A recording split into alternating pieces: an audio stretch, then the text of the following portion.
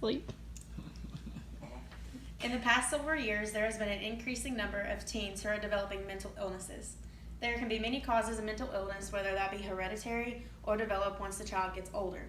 However, teens are growing up in a harsh social media environment. They see pictures of people who are deemed as perfect, which causes them to think they need to be as well. When people do not become who they want, this can cause depression and anxiety.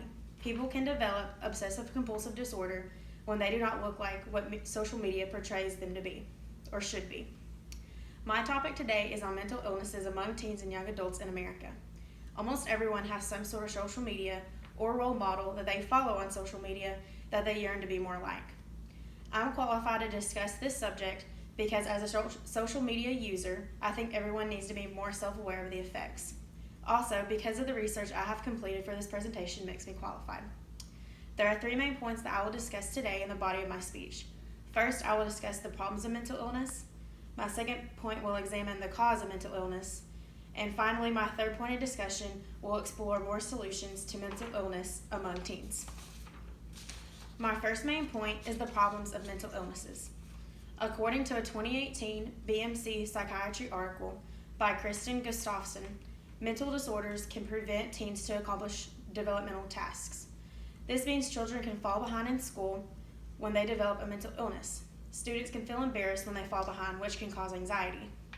According to the same 2018 BMC psychiatry article, mental illnesses are the most abundant among teens and young adults who are in their 20s. Gustafson states that young adults who acquire a mental illness develop a high risk of developing disorders 10 years later. Mental illness can cause a hindrance for young adults to complete their educational needs, create a family, and receive a job. In a 2015 article titled The Forgotten Chronicle Disorder, Mental Health Among Teens and Young Adults by Terry Fulmer, he makes an interesting point that there are more mental health conditions than physical health conditions. Mental illness is the biggest cost driver, more than diabetes, cancer, and respiratory disorders altogether. Now that you're familiar with the problems of mental illnesses, I will now move on to my next area of discussion. My second main point examines the causes of mental illness. According to a 2019 article titled Depression in Teens by Mental Health America, teens are met with unrealistic expectations. Whether it be at school or by their family, teens fear that they will not live up to these high expectations. So when they stumble and do not meet this so-called quota, they deem themselves as not enough and develop mental disorders. In today's world, people think teens overreact, but in reality, teens are just scared of the repercussions that they will be faced with if they do not do well.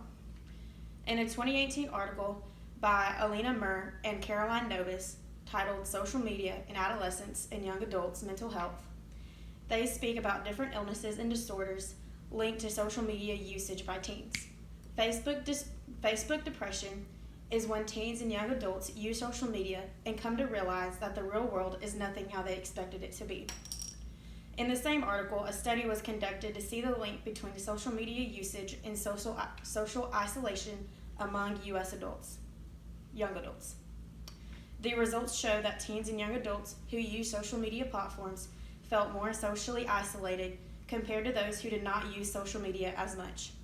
Teens who have social media but are not able to do a lot of things outside think they do not have many friends when they log onto social media. Social media portrays people having fun with friends and family, which causes others to feel lacking thereof. Since you now know about the cause of mental illness among teens and young adults, we will now move on to some possible solutions. My third main point is some of the possible solutions for mental illnesses for teens.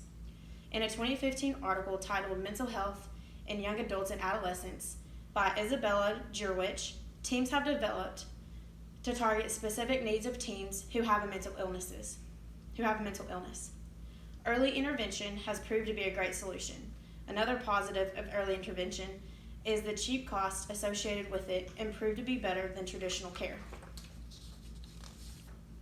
In the same article, authors point towards a more holistic means of care for suffering young adults who have a mental illness. They believe the general physicians are the key to recognizing the symptoms of mental illness in teens and young adults. Specifically, depression, self-harm, and eating disorders should be on the radars of doctors who are doing checkups on teens. Health promotion is of utmost importance, and according to the article, doctors and parents need to do their part in teaching a healthy lifestyle to their children. In a 2019 Gene Twing article titled Mental Health Issues Increased Significantly in Young Adults Over the Past Decade, social media is immediately called out for the mental health issues in young adults. Twing points the importance to comprehend how social media and face-to-face communication is different and how much more research needs to be done to figure out how to decrease these illnesses and disorders associated with social media. Specifically, mood disorders and suicide are called out. Intervention needs to be developed for younger age groups so people can nip this social media problem earlier and prevent these disorders from ruining children's lives. In conclusion, today I discussed the topic of mental illnesses among teens and young adults. There are 3 main points that I focused on in the body of my speech. First, I provided you with the problems of mental illnesses among teens. My second point examined the causes of mental illnesses among teens. And finally, my third point of discussion looked at some of the possible solutions for mental illnesses among teens. Teens and young adults should not develop mental illnesses due to social media. Parents need to teach their children the importance of sports and leisure time instead of sticking technology in front of their faces. Parents need to have limited screen time as well as restrictions on when their children get social media platforms. Physical activity is way more important than social media when children are growing up. Face-to-face contact is what allows children to develop good interpersonal skills as well as social skills, which will help them later in life. Thank you.